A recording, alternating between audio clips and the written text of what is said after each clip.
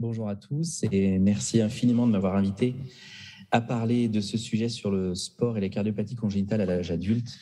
Alors, je vous prie vraiment de m'excuser de ne pas être parmi vous aujourd'hui, c'est un grand regret et j'espère pouvoir malgré tout vous communiquer quelques messages sur ce sujet qui est important. Alors, la première chose, c'est qu'on est dans une spécialité où il y a eu une véritable révolution épidémiologique puisque dans les 30 dernières années, les progrès de la chirurgie ont fait qu'aujourd'hui, la très grande majorité des patients avec une cardiopathie congénitale vont avoir une survie qui est proche de la normale, à part, comme vous le voyez ici, les cardiopathies les plus sévères, comme les cardiopathies univentriculaires.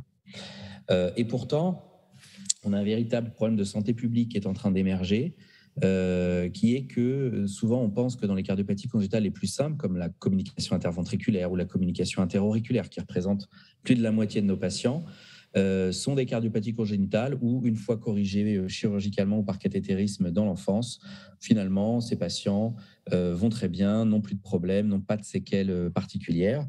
Et en fait, certes, anatomiquement, leur cardiopathie est corrigée, mais on s'aperçoit qu'ils constituent une population à très haut risque de morbidité et de mortalité cardiovasculaire, comme vous voyez ici sur ce travail publié dans Circulation en 2019, où on a des comportements de fumeurs, des hyperlipidémies, des diabètes, des hypertensions, des patients obèses pour 30%, avec des odds ratios pour l'insuffisance cardiaque ou le syndrome coronarien qui sont quand même assez inquiétants. Et donc, c'est ce message-là, numéro un, que j'ai envie de faire passer aujourd'hui, c'est que même dans une cardiopathie congénitale, entre guillemets guérie, il faut absolument, chez ces patients-là, les voir aujourd'hui, malheureusement, comme des patients à risque cardiovasculaire assez important. On sait que chez ces patients, l'activité physique est un déterminant majeur de l'activité, de la qualité de vie, pardon. Et si on voit toute la littérature sur le lien qu'il peut y avoir entre VO2 max et qualité de vie d'une part, et santé mentale et qualité de vie de l'autre part, on s'aperçoit que l'activité physique chez ces patients est probablement une des solutions aux problèmes de santé publique dont j'ai parlé précédemment. Et face à ça, on a aussi des patients qui ont des cardiopathies complexes. Vous voyez ici Shaun White, qui est champion olympique de halfpipe à 3 reprises et qui est né avec une tétralogie de Fallot, donc pas du tout une cardiopathie simple, une cardiopathie congénitale complexe, opérée 2 fois, et qui est un athlète donc de haut niveau. Et donc, vous voyez, il y a vraiment 2 extrêmes de population. Alors, mon message est peut-être un peu caricatural, mais c'est ces 2 types de patients-là qu'il va falloir un petit peu prendre en charge. Et si on regarde la littérature sur le sujet de l'activité physique dans les cardiopathies congénitales, eh ben, on s'aperçoit évidemment que cette littérature, elle donne des résultats parfois divergents, avec des articles qui montrent que l'activité physique, elle est identique à celle de la population générale et d'autres qui montrent qu'il y a des facteurs cardiovasculaires, des facteurs de risque cardiovasculaire émergents dans cette population. Alors, ce n'est pas obligatoirement des résultats divergents, c'est simplement qu'on a zoomé sur des populations, des périodes et des comportements probablement différents. En tout cas, les recommandations de l'OMS dans cette population disent qu'il faut les appliquer comme en population générale d'une manière non discriminatoire. Si on regarde les plus grosses cohortes qui se sont intéressées à l'activité physique chez les adultes avec cardiopathie congénitale, l'étude Approach, la première version de l'étude Approach, puisqu'il y a une deuxième version qui est en cours actuellement et qui va un peu plus loin, on s'aperçoit donc sur quand même 15 pays, 5 continents, que peu de patients suivent ces recommandations de l'OMS, à peine un tiers, et que les patients les plus à risque sont les femmes, les cardiopathies complexes, le niveau d'éducation bas et les patients au chômage.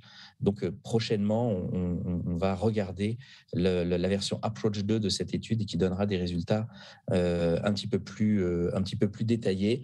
Qu'est-ce qui explique que ces patients ont une activité physique basse? Alors évidemment, pour les plus complexes, ce sont ceux qui vont avoir des fonctions cardiaques ou musculaires altérées, mais aussi des problèmes comportementaux, une surprotection des proches. Alors ça commence dès l'âge pédiatrique avec la surprotection familiale.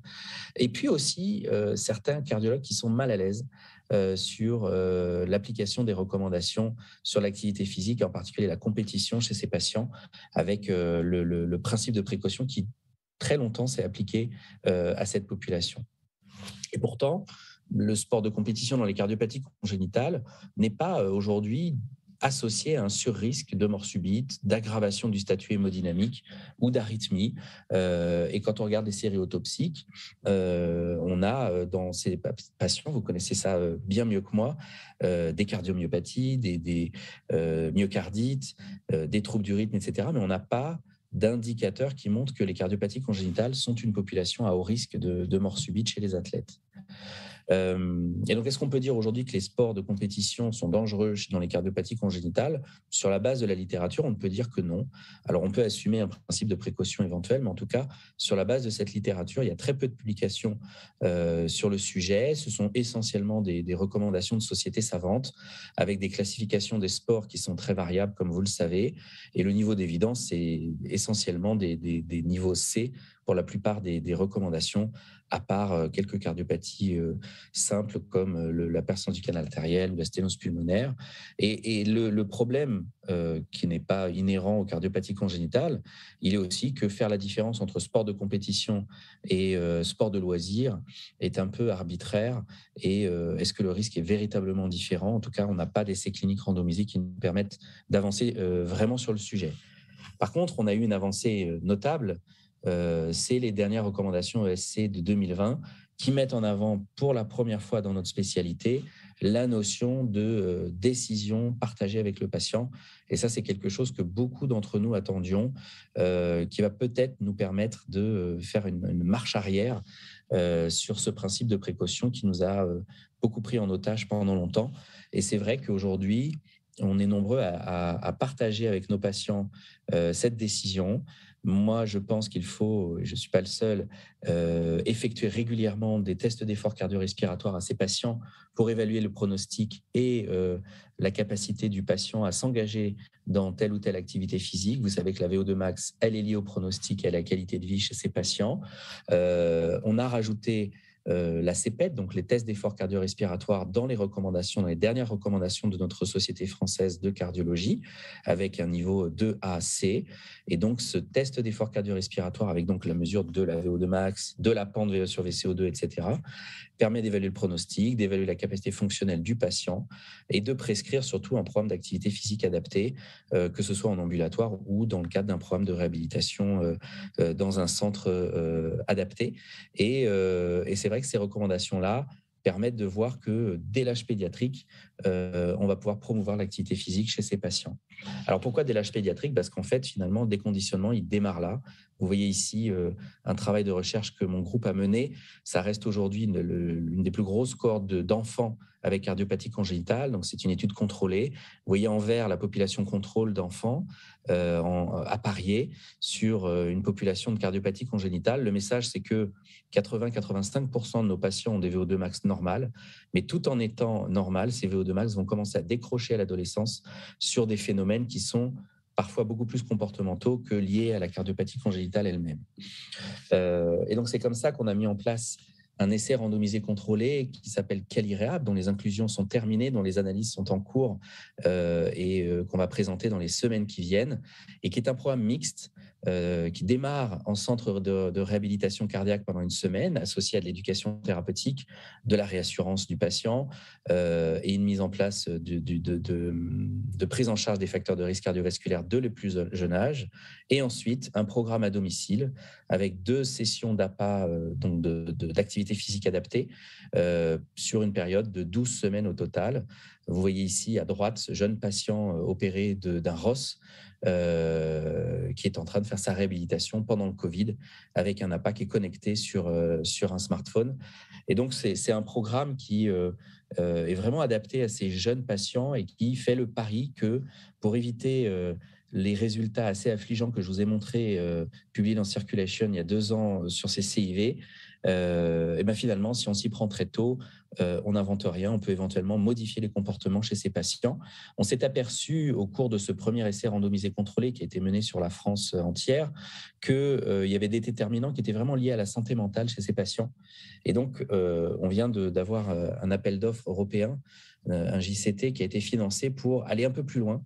Et donc, ce projet qu'on a appelé Cali NeuroRehab, il s'inspire beaucoup du premier projet Cali Rehab. Il va se déployer pareil sur 12 semaines, mais on a décidé cette fois-ci de faire un programme totalement à domicile, basé sur l'APA, basé sur l'éducation thérapeutique, mais on y a rajouté une prise en charge neurocognitive.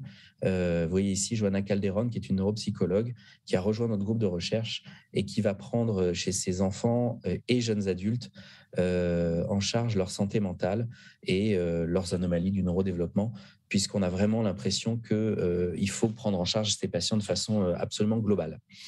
Donc, en conclusion, la promotion de l'activité physique chez les patients congénitaux est en train de prendre le pas complètement sur l'ancienne approche qui était le principe de précaution. C'est un vrai problème de santé publique. Actuellement, vous l'avez vu chez les adultes avec cardiopathie congénitale. On doit démarrer cette promotion dès la pédiatrie. Et moi, je pense qu'il faut mettre en place une approche globale, holistique, avec l'éducation du patient et l'éducation de sa famille, l'éducation thérapeutique, la prise en charge d'une activité physique. Moi, je pense que l'activité physique adaptée par les APA est quelque chose à mettre en avant, mais finalement n'importe quel type d'activité physique. Et puis, la prise en charge de la santé mentale chez ces patients qui, comme pour ceux qui s'en occupent, vous savez qu'ils ont un profil un peu particulier. Il faut probablement aussi éduquer les médecins à cette nouvelle façon de prendre en charge ces patients. Et puis, nous, on utilise beaucoup, vous voyez, j'ai commencé et je conclus avec Shaun White, on utilise aussi beaucoup chez ces patients ces rôles modèles qui peuvent exister dans notre société et qui peuvent les aider à s'identifier pour mettre en place cette promotion de l'activité physique. Voilà, je vous remercie et j'espère avoir suscité votre intérêt.